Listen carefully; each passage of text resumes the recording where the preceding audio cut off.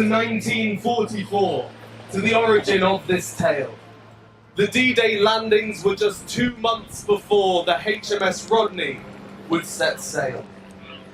A ship named for an admiral of battles past, she was no stranger to the sea's fierce foe. Bearing 9 great cannons and a range so vast, she'd sunk the Bismarck and made it back home. It was really cool this morning. It didn't look like the weather was going to be suitable to see it, so I'm so glad that we were able to. Fog until about an hour and a half ago, cleared, beautiful day, couldn't be better. Absolutely delightful. We were so concerned earlier that the fog wasn't going to lift, but Alderney is Alderney. It did, and we had an excellent display. We only thought about it in April, and once we got into the applications for all the CAA regulations, it's a minefield, and we were told that we really need a year to get this sort of thing organised.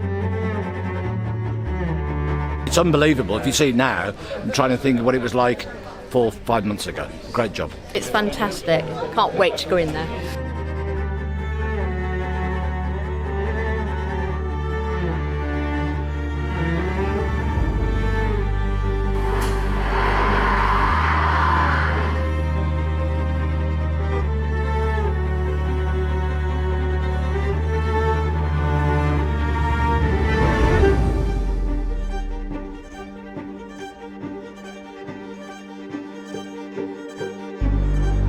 Another great asset for Alderney, and great for visitors on perhaps a rainy day, and brings history to life.